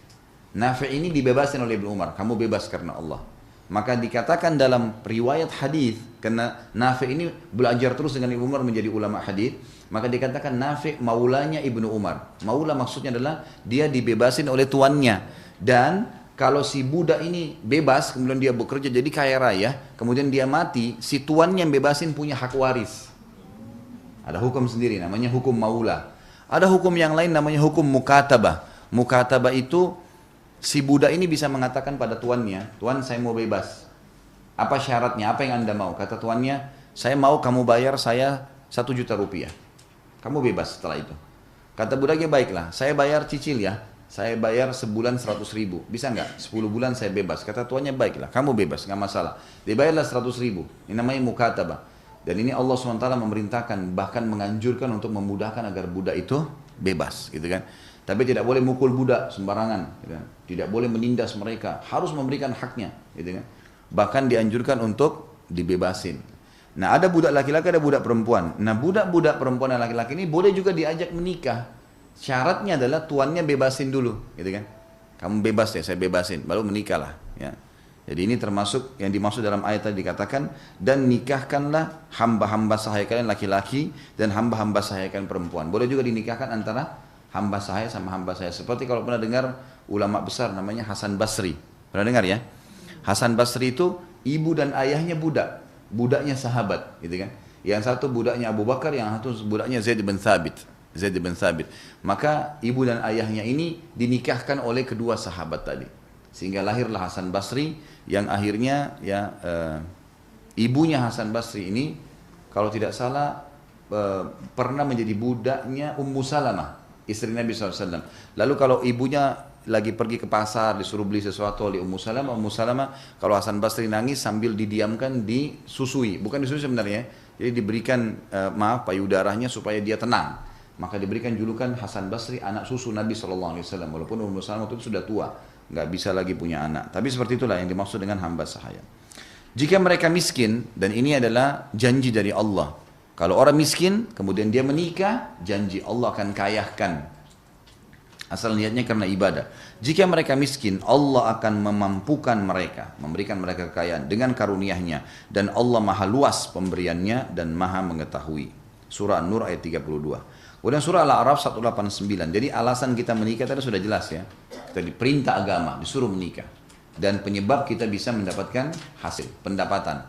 Anak-anak subhanallah kalau sudah mulai, mungkin ada di antara kita punya anak kekanak-kanakan misalnya, umurnya 17 tahun, 20 tahun, kekanak-kanakan. Coba nikahkan. Tiba-tiba berubah. Kalau laki-laki tiba-tiba kayak punya tanggung jawab, gitu kan. Banyak begitu terjadi. Sudah dinikahkan punya tanggung jawab, merasa suami, kontrakin rumah, sewain kos-kosan, silakan pergi sana tinggal hidup. Suruh keluar, tanggung jawab, gitu kan. Begitu juga dengan perempuan tuh, tiba-tiba berubah dari kanak-kanak terdidik, terbina, mulai melayani suaminya, mulai gini. Jadi ada pembentukan karakter tuh juga dalam rumah tangga itu. Allah mengatakan dalam surah Al-A'raf 189, A'udzubillahi minasyaitonirrajim, huwallazi khalaqakum min nafsin wahidatin wa ja'ala minha zawjaha liyaskuna ilaiha. Dialah yang telah menciptakan kamu dari diri yang satu dan dia menciptakan istrinya agar dia merasakan senang kepadanya. Ya.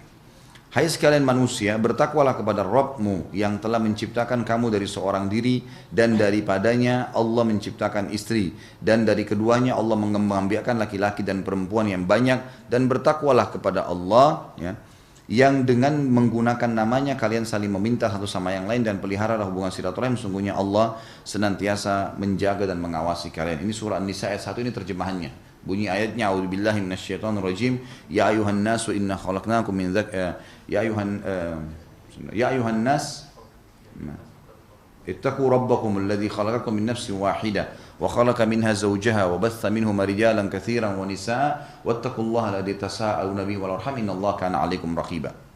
Kemudian juga surah Ar-Rum ayat 21 Allah Subhanahu wa taala menjelaskan. Jadi tujuan pernikahan yang kedua di sini, mengapa harus menikah, adalah pengembangbiakan. Kalau yang pegang buku bisa dikasih situ ya.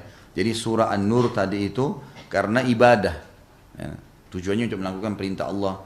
Kemudian juga yang kedua untuk menjadi kaya, punya pendapatan. Karena si suami akan otomatis bekerja, si istri akan memberikan ketenangan pada suaminya dengan siapnya makanan, rapihnya rumah, didikan anak dan seterusnya.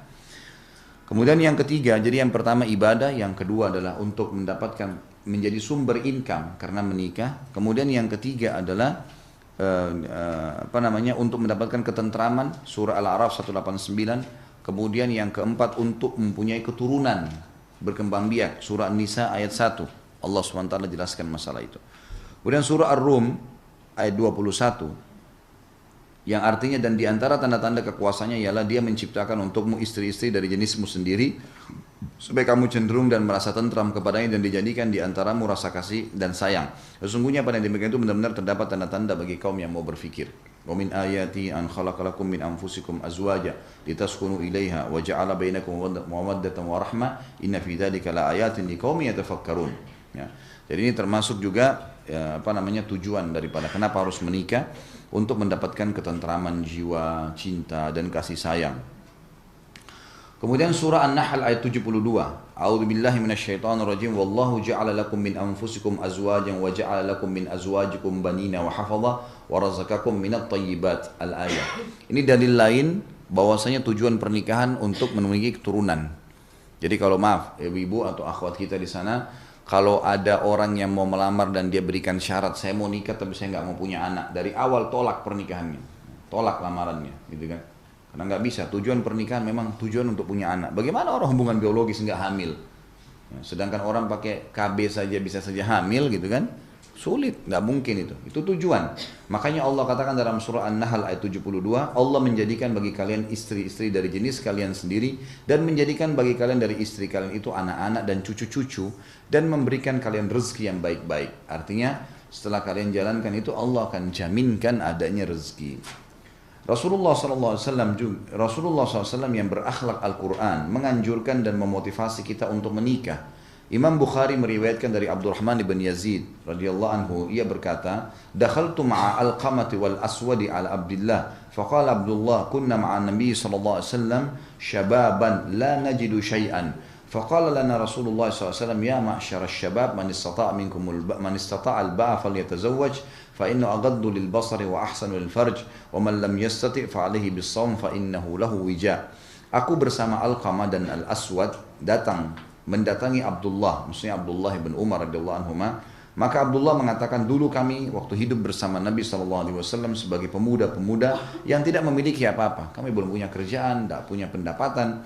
Lalu Nabi SAW justru bersabda kepada kami, wahai sekalian para pemuda, barang siapa yang mampu menikah maka menikahlah, karena menikah lebih dapat memelihara pandangan dan menjaga kemaluan.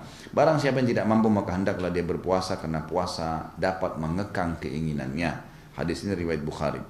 Sabda Nabi SAW al-ba'ah dengan hamzah dan ta'nits, ya, mamdud, ini maksudnya dalam istilah grammar bahasa Arab ya. Mengenai kata ini ada bacaan lainnya tanpa hamzah dan mad. Terkadang dengan hamzah dan dipanjangkan dengan tanpa ha. Diucapkan juga al-baha. Bisa juga makna al-bahas. Seperti pertama, tapi dengan huruf ha sebagai pengganti huruf hamzah, konon dengan mat artinya mampu untuk membiayai pernikahan. Sedangkan dengan memendekkan mempunyai makna persetubuhan. Jadi dua-dua punya makna yang sama. Orang mampu membiayai pernikahan, dia mau melamar wanita, ada sesuatu yang dia bisa kasih. Kalau kita mungkin perangkat sholat lah, apalah. Atau memang dia mampu melakukan biologis, dia siap si laki-laki untuk melakukan biologis, atau si perempuan nanti hamil dari suaminya. Al-Khattabi rahimahullah mengatakan yang dimaksud dengan ba'a ialah nikah. Asal maknanya berarti tempat yang ditempatinya. Al-Maziri mengatakan akad pada wanita diambil dari kata-kata ba'a, karena perihal orang yang menikahi wanita adalah menempatkannya di rumah. An-Nawawi rahimahullah berkata, para ulama berselisih tentang apa yang dimaksud dengan ba'a di sini dalam dua pendapat yang merujuk pada satu makna. Yang paling sahih bahwa yang dimaksud dengan ba'a menurut makna bahasanya adalah bersetubuh. Jadi makna hadis ini, barang siapa di antara kalian yang mampu bersetubuh karena mampu membiayainya, yakni biaya pernikahan, maka menikahlah. Dan barang siapa yang tidak mampu bersetubuh maka tidak mampu membiayainya. Yang dimaksud karena tidak mampu membiayai, tidak mampu nanti memberikan sesuatu pada istrinya, maka hendaklah ia berpuasa untuk menolak syahwatnya dan memutuskan keburukan keinginannya, sebagaimana orang yang dikebiri. Ya, maksudnya di sini orang kalau dikebiri kan haram dalam Islam, tapi kita tidak ada kebiri itu, diganti dengan puasa. Berdasarkan pendapat ini, maka perintah ini berlaku untuk para pemuda yang notabene menginginkan wanita dan mereka tidak bisa lepas dari hal itu pada umumnya. Pendapat kedua, yang dimaksud dengan al-ba'a di sini adalah biaya nikah. Istilah ini merujuk pada kelazimannya. Maknanya, barang siapa di antara kalian yang mampu membiayai nikah, maka menikahlah. Barang siapa yang tidak mampu, maka berpuasalah untuk menolak syahwatnya. Alasan yang mendorong kalangan mengemukakan pendapat seperti ini ialah sabda beliau sallallahu alaihi wasallam, "Man lam yastati' fa alaihi bis-shaum." Barang siapa yang tidak mampu, maka hendaklah ia berpuasa. Menurut mereka, orang yang tidak mampu bersetubuh tidak pernah berpuasa untuk menolak syahwat. Maka dalam hal ini wajib mentakwilkan ba'a dalam pengertian al-ma'un atau biaya. Kalangan yang berpendapat dengan pendapat pertama memisahkan dari hal ini dengan makna perkiraan tersebut. Alasan tersebut dikemukakan oleh Al-Bazi, namun Iyad menjawab tidak mustahil bila kemampuan itu berbeda-beda. Maka yang dimaksud dengan sabda Nabi SAW, barang siapa yang mampu menikah ialah mencapai usia yang mampu untuk bersetubuh, maka hendaklah ia menikah. Dengan demikian sabdanya, barang siapa yang tidak mampu, yaitu tidak mampu untuk menikah. Jadi di sini sebenarnya beliau datang merincikan hadis satu persatu. Dan sebenarnya kita mungkin menganggap, kok apa pentingnya sih untuk membahas definisi seperti ini, merincikan? Bukankah cukup cuma dijelaskan saja ba'a berarti sudah siap menikah? Maka ulama tidak melihat seperti itu, karena penjabaran seperti ini bisa nanti akan mengambil sebuah kesimpulan untuk memudahkan ini menjadi sebuah fatwa yang semua orang bisa lakukan. Makin mudah makna daripada sebuah kalimat dari hadis atau ayat, makin mudah untuk diaplikasikan, gitu kan? Jadi makin sulit maknanya, makin sulit diaplikasikan. Makanya ulama sering menjabarkan, dan ini sudah tradisi dalam buku-buku fikih kita. Sabda Nabi SAW, "Fal yatazawwaj," maka hendaklah ia menikah. Termasuk tambahan pada kitab As-Siyam dari jalur Abu Hamzah dari Al-A'mash di sini mengatakan, "Fa innahu aghaddu lil basar wa ahsanu lil farj." Karena itu lebih menundukkan pandangan dan lebih memelihara kemaluan. Sedangkan sabda beliau aghaddu artinya asyadu ghadban, ya, lebih menundukkan, dan ahsanu artinya lebih memelihara dan melindungi dari terjerumusnya ke dalam kenistaan. Maksudnya kemaluannya, kalau dia jadukan pada kemaluan yang salah, tidak dengan akad nikah, maka akan ada kenistaan, terhina, malu, dan seterusnya. Sabdanya adalah fa innahu lahu wija, karena puasa dapat mengekang keinginannya, yakni melindunginya. Dan sabda beliau SAW, karena puasa itu dapat mengekang keinginannya, Al-Qarafi beristimbat. Istimbat ini mengeluarkan sebuah hukum bahwa tasyrik ini meniatkan untuk tujuan yang lain dalam ibadah itu tidak tercela, berbeda dengan riya, sebab ia diperintahkan berpuasa yang notabene-nya adalah qurbah, ibadah, dan puasa dengan tujuan seperti ini dibenarkan lagi berpahala. Kendati dengan demikian Rasulullah SAW mengarahkan ke sana untuk meraih sikap menundukkan pandangan dan menahan kemaluan dari terjerumusnya ke dalam perbuatan haram. Jadi sampai di sini kita ambil kesimpulan daripada hadis yang sebelumnya, bahwasanya siapa yang sudah mampu mau jadi suami, kan, sudah siap, tidak ada faktor umur di sini ya, berapapun umur dia, dan si perempuan siap untuk menampung sperma laki-laki sehingga hamil mengandung anak, maka dia menikah. Perhatikan tidak ada faktor masalah ekonomi di sini, tidak disebutkan, gitu kan? Faktor situasi, tempat, kondisi nggak disebutin, gitu kan? Artinya memang pernikahan dalam Islam biar lagi genting kata ulama, lagi perang, boleh seorang muslim menikah, gitu kan? Dalam kondisi seseorang itu tidak punya ekonomi yang mapan, boleh menikah. Dalam kondisi misal ya lagi terjadi kelaparan merata, tetap orang menikah, gitu kan? Karena itu juga adalah sebuah kebutuhan. Jadi ini yang mau diambil kesimpulan dari penjabaran para pendapat ulama tadi. Kemudian ada wasiat Nabi SAW untuk setiap laki-laki kalau mau menikah. Apa yang dia harus lakukan? Ada hadis sahihain, riwayat Bukhari Muslim. Kata Nabi SAW, tunkahul mar'atu li arba'ah. Wanita umumnya dinikahi karena 4 hal. Umumnya laki-laki menikahi wanita karena ini. 5 liha, karena kekayaannya. Lihat wanita itu karena kaya, banyak orang menikahinya. Wali hasabiha, karena jalur keturunannya, gitu kan? Dianggap baik orang tuanya, gitu kan? Atau mungkin orang di Indonesia biasa bilang darah biru dan apalah, gitu kan? Kemudian wali jamaliha, karena kecantikannya. Wali diniha, dan karena agamanya. Lalu kata Nabi SAW titip pesan kepada setiap laki-laki, fadfar bidzatid din taribat yadak. Pilih yang beragama, hidupmu akan tentram. Jadi ini dia maksudkan, jadi pada saat bekerja pun kalau laki-laki akan jihad, cari nafkah, sholat berjamaah di masjid, aman, nggak akan ada perselingkuhan karena istrinya solehah, karena agama yang didahulukan. Tentu ada sebuah hadis Bukhari saya tambahkan di sini yang kata Nabi SAW, wala amatun saudaun kharma, wanita budak kulit hitam dan kharma. Kharma itu nggak ada pemisah hidungnya nih. Ini bapak di sini teman-teman, jeleknya luar biasa. Ini nggak ada, ini pemisah tengahnya nggak ada nih. Jadi lubang hidungnya satu, gitu. Budak berkulit hitam dan kharma, tapi beragama, zatuddin khair, itu jauh lebih baik dipilih sebagai istri. Ini kan. Anas meriwayatkan radhiyallahu anhu, anna nafara min ashabin Nabi sallallahu alaihi wasallam sa'alu azwajan Nabi sallallahu alaihi wasallam an amali fis sir. فقال بعضهم لا أتزوج النساء وقال بعضهم لا آكل اللحم وقال بعضهم لا أنام على فراش فحمد الله وأثنى عليه فقال ما بال أقوام قالوا كذا وكذا ولكني أصلي وأنام وأصوم وأفطر وأتزوج النساء ومن رغب عن سنتي فليس مني. Tentu tadi hadis sebelumnya kita belum membahas tentang bagaimana seorang laki-laki memilih ya, tapi di sini diangkat oleh penulis untuk menjelaskan tentang adanya perintah menikah. Pernah ada 3 orang sahabat, disebutkan dalam riwayat ini, beberapa dari sahabat Nabi bertanya kepada istri-istri Nabi tentang amal beliau yang tidak mereka ketahui. Jadi ada 3 orang sahabat dulu, mendatangi, mereka saling ngobrol nih habis sholat. Amal apa lagi yang kita belum kerjain nih? Karena yang wajib sama sunnah sudah diamalin semua, gitu kan? Mereka sudah kerjain semuanya, sudah satu paket, dikerjain semua. Mereka masih merasa kurang, apa nih yang harus kita lakukan? Mau lebih dari normalnya orang. Maka mereka 3 orang sepakat mendatangi rumah Nabi SAW. Lalu berkata kepada istri-istri Nabi, apa yang Nabi SAW lakukan di rumahnya? Mungkin itu yang belum kita kerjakan. Maka kata sebagian dari mereka mengatakan, ya, pada saat Aisyah, dalam riwayat ini dikatakan Aisyah berkata, Nabi SAW di rumah seperti laki-laki kalian mengerjakan di rumahnya. Bantu istrinya, istirahat pada saat dia butuh istirahat. Bahkan Nabi SAW menjahit sendiri sendalnya yang putus. Maka sahabat-sahabat yang 3 orang ini dalam hadis dikatakan ka'annahum akalluha, seakan-akan mereka nganggap remeh. Ya kok cuma gitu sih, gitu kan. Kesannya begitu. Maunya mungkin sholat 1000 rakaat, maunya zikir apa yang orang tidak normal lakukan, gitu kan. Maka ketiganya keluar, lalu 3 ini berikrar masing-masing. Yang pertama mengatakan, aku tidak akan menikahi wanita.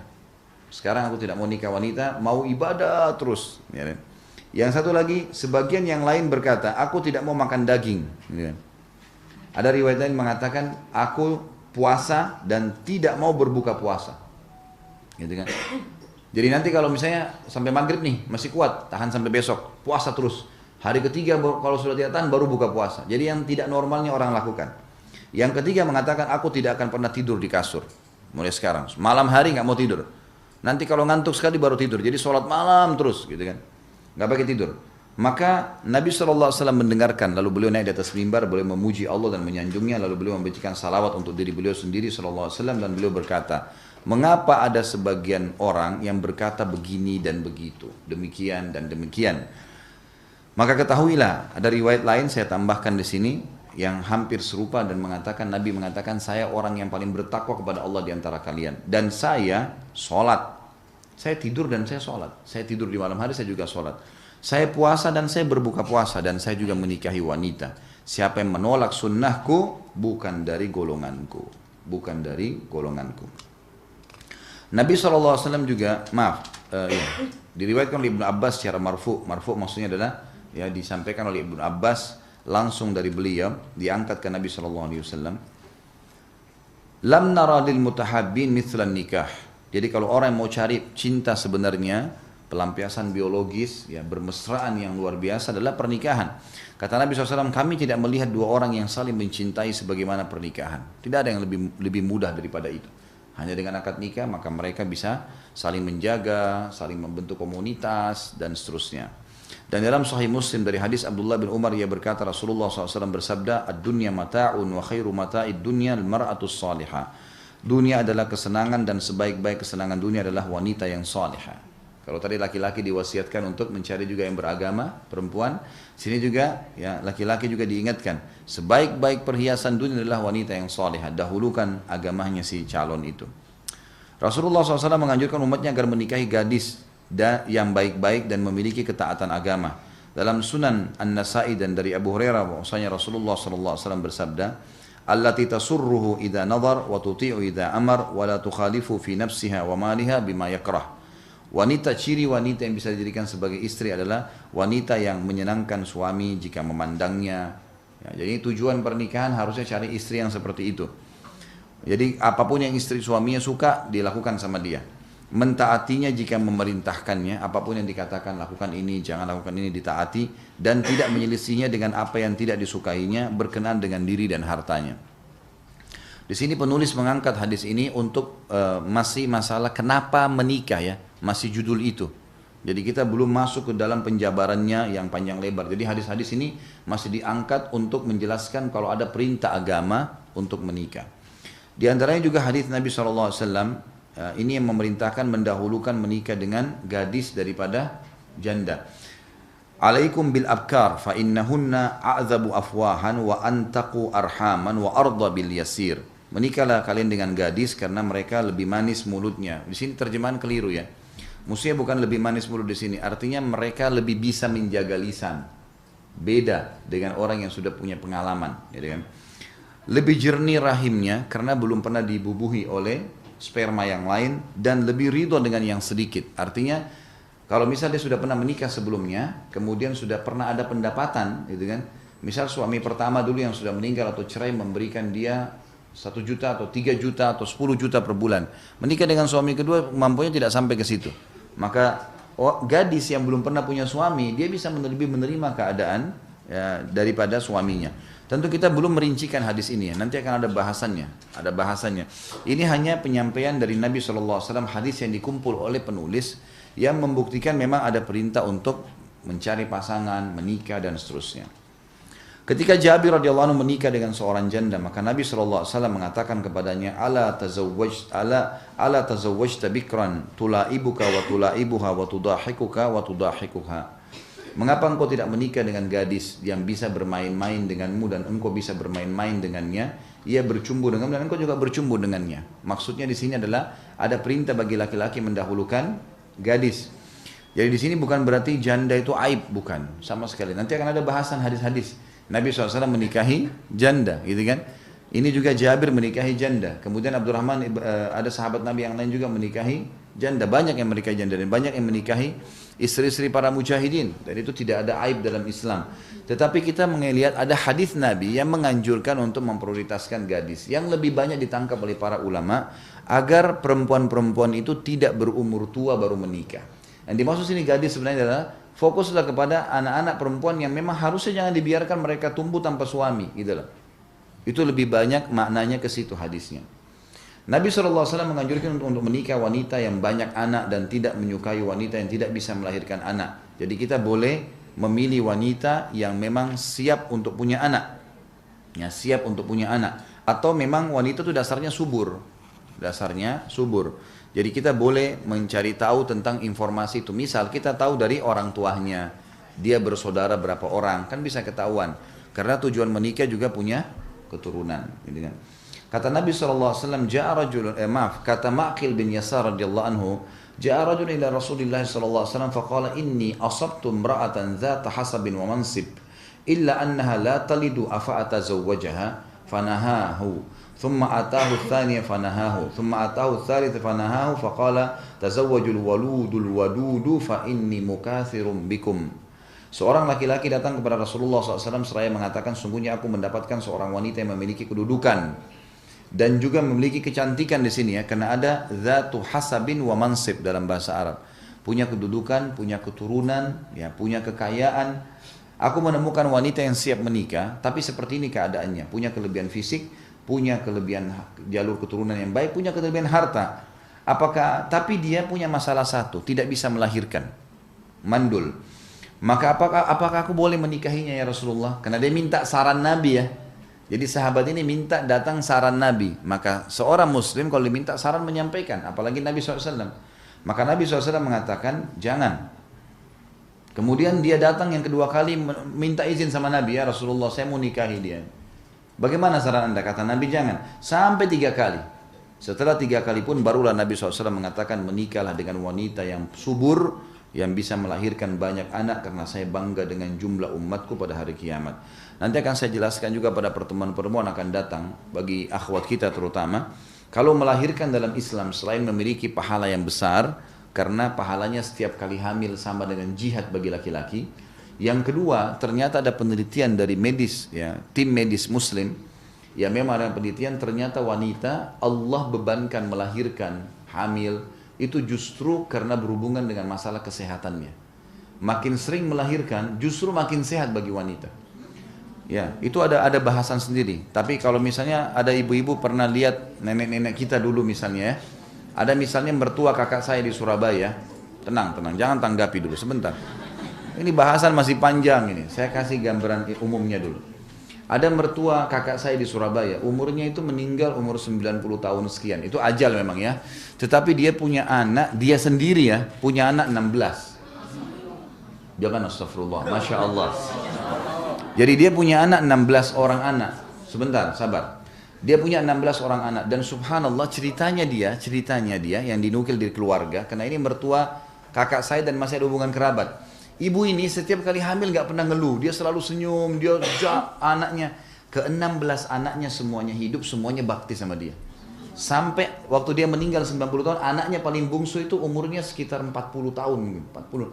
Itu semuanya tiap hari silih berganti ke rumahnya, hormatin dia, penuhi kebutuhannya, rawat, rumah sakit, luar biasa. Dan orang melihat nanti setelah anak-anaknya besar baru bilang luar biasa ya orang kalau punya anak banyak ya. Lihat nih pada saat, dan dia karena hamil dia bisa menerima hukum Allah, Allah berikan kemudahan tuh, diberkahi, subhanallah. Sampai dia meninggal, ini karena saya tahu mertua kakak saya ya, itu matanya masih terang, fisiknya masih kuat, sampai umur 60 tahun masih haid, masih subur. Ibu ini gitu. Dan itu subhanallah dibandingkan dengan yang seangkatan dengan dia, teman-temannya yang punya anak 1, punya anak 2, yang lebih cepat rabun matanya, lebih cepat ini. Jadi Allah tidak mungkin membuat perempuan itu hamil dan dibebankan untuk melanjutkan generasi manusia kecuali Sang Pencipta sudah titipkan sesuatu. Puncak kesehatan wanita di rahimnya sebenarnya haid tiap bulan itu, darah yang keluar yang biasa kita katakan darah kotor, itu sebenarnya untuk meremajakan rahim seorang wanita. Itu penelitiannya begitu. Dan memang dia harus, kalau tidak itu akan berbahaya, bisa menjadi penyebab penyakit. Kalau dia tidak keluar haid maka bisa menjadi punya penyakit. Lebih sehat kalau itu keluar gitu kan. Puncaknya adalah keluar darah nifas pada saat melahirkan. Itu puncak peremajaan. Malah akan lebih memperbaharui kulitnya, tubuhnya. Jadi bukan seperti yang dibayangkan atau digambarkan kalau akan putus urat-urat, akan lebih lemah, itu semua jauh dari pandangan agama kita. Baik, saya akan tutup teman-teman sekalian dengan hadis yang terakhir, nanti kita akan lanjutkan pertemuan akan datang, dan untuk kali ini tidak ada pertanyaan, gitu kan? Karena masih pembukaan, kita ketemu di pertemuan akan datang, biar penasaran jadi datang lagi kan? Jadi ini masih belum, masih awal-awal, nanti akan kita bahas. Dan saya harus ngisi pengajian di Sudirman soalnya. Baik, nanti kita akan lanjutkan dengan menikah merupakan sunnah para rasul. Hadis yang diangkat beliau dalam mengapa harus menikah adalah di bab ini terakhir, hadis Nabi SAW yang sahih riwayat Ibnu Majah, takhayyalu linutafikum wankihul akfa'a wa amkihul ilaihim. Pilihlah wanita ya untuk meletakkan sperma kalian. Di sini juga sama perintah wanita, hati-hatilah menerima sperma laki-laki. Ya, jangan sembarangan.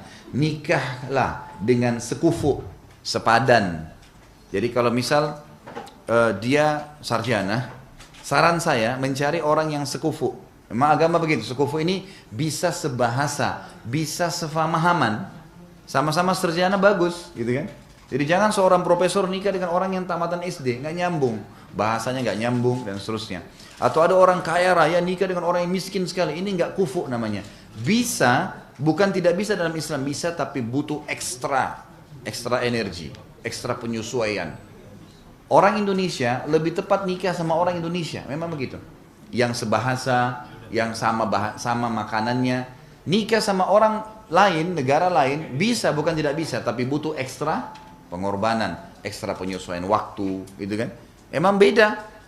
Sama-sama muslim bisa saja, tetapi harusnya difahami makna skufu. Nanti akan lebih panjang lebar saya jelaskan insya Allah. Kemudian dikatakan, dan nikahkanlah anak gadis kalian dengan mereka, dengan orang-orang yang dianggap sekufu, sepadan, gitu ya. Ini juga masuk namanya senegara, sebahasa, sama jenjang ekonominya, sosialnya dan seterusnya. Di dalam patah syair dikatakan air berbau busuk berasal dari busuknya tanah, tadi diulangi oleh beliau, kebusukan kaum berasal dari kebusukan nikahnya. Maksudnya beliau ingin tutup mengapa harus menikah, ya, dan beliau jelaskan dari dalil bagaimana Islam menyuruh menikah dan memilih pasangan tadi secara global, dan beliau mengingatkan kembali sebagai penutup, hati-hati, salah memilih pasangan maka akan salah semuanya, akan busuk semua nih, gitu kan? Akan busuk semua, salah. Saya tutup dengan perkataan saya teman-teman sekalian. Dan yang bagi belum memiliki buku, insya Allah kita akan ada buku ya. Ini buku memang saya yang cetak ulang. Makanya mungkin saya tidak tahu yang ditemukan atau tidak di toko buku. Saya bekerja sama dengan penerbitnya untuk cetak ulang, yang memang khusus dicetak ulang sekian ribu eksemplar pada saat itu dan ada di tempat saya. Kalau Anda bisa dapat di tempat lain silakan. Kalau enggak bisa main di tempat saya atau nanti saya bawa pada pertemuan akan datang. Ini bisa didapat di Jalan Condet Raya nomor 50. Ada toko saya, Ajwat namanya, bisa datang, bisa dibeli. Bisa dibaca, kalau memang penasaran bisa dibaca, nanti tanya pada saat saya datang lagi. Kalau memang enggak juga, maka bisa dibahas pada saat pertemuan akan datang. Saya akan berikan gambaran begini, khusus kenapa harus menikah dan jangan sampai salah memilih pasangan. Ada pernah bapak dan ibu, dua orang, laki-laki dan perempuan, bertanya kepada saya begini, mengatakan, Ustadz saya sudah 10 tahun menikah. Yang ibu-ibu bilang, suami saya selalu selingkuh, selalu dusta, kasar, tidak memberikan nafkah, beragam macam keburukan numpuk nih pada laki-laki ini. Ada juga bapak-bapak pernah bilang, Ustadz saya sudah 10 tahun nikah, istri saya nggak mau pakai jilbab, istri saya nggak mau sholat, istri saya nggak mau kunjungin orang tua saya. Banyak masalah yang dihadapi, tidak mau menjalankan kewajibannya di rumah. Maka pertanyaan saya bilang, Bapak Ibu sekalian, sebelum saya jawab pertanyaan Anda masing-masing, saya tanya kembali nih, waktu sebelum nikah dengan pasangan Anda masing-masing, sudah tahu nggak kalau orangnya begitu? Jawabannya sudah tahu. Loh gini, iya, karena biasanya subhanallah sebelum nikah, terutama kalau istikharah ya, Allah akan bongkar siapa orang itu. Tiba-tiba dia dusta misalnya. Tiba-tiba kita tahu dia berhubungan sama laki-laki perempuan lain atau laki-laki lain. Ada terbuka tuh, Allah buka. Tinggal kita melangkah atau enggak, karena Allah enggak mungkin turunin tangan dari langit. Allah cuma kasih sinyal, ini loh, jangan langkahin karena ada begini. Jadi kita tahu dia dusta, kita tahu dia begini. Ada perempuan tetap maksakan diri walaupun laki-laki itu pendusta.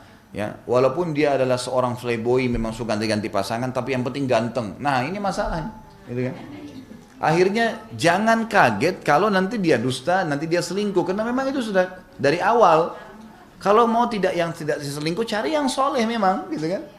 Sama halnya si bapak tadi. Saya tanya, bapak sebelum nikah sudah tahu istrinya nggak pakai jilbab? Sudah tahu. Kenapa nggak nikah dengan yang pakai jilbab? Dari awal banyak kan yang pakai jilbab, gitu kan? Kenapa nggak cari? Kenapa nggak cari yang memang sholat? Kenapa yang cari yang di majelis ilmu? Jadi salah memilih dari awal, konsekuensi adalah kita harus mengetahui akan terjadi dalam rumah tangga kita. Mungkin itu saja materinya insya Allah hari ini, dan kita akan ketemu nanti di pertemuan akan datang. Ya, dan mudah-mudahan apa yang kita bahas ada manfaatnya, dan jangan terburu-buru karena satu paket rumah tangga tidak bisa dalam 1-2 jam pertemuan. Ini butuh untuk kehidupan 50-60 tahun ke depan, bahasan satu persatu. Yang penting kita ngambil pembukaan apa yang sudah kita sampaikan tadi. Mungkin begitu kalau ada benar dari Allah, kalau salah dari saya mohon dimaafkan. Subhanakallahumma bihamdika asyhadu an la ilaha illa anta astaghfiruka wa atubu ilaik. Wassalamualaikum warahmatullahi wabarakatuh.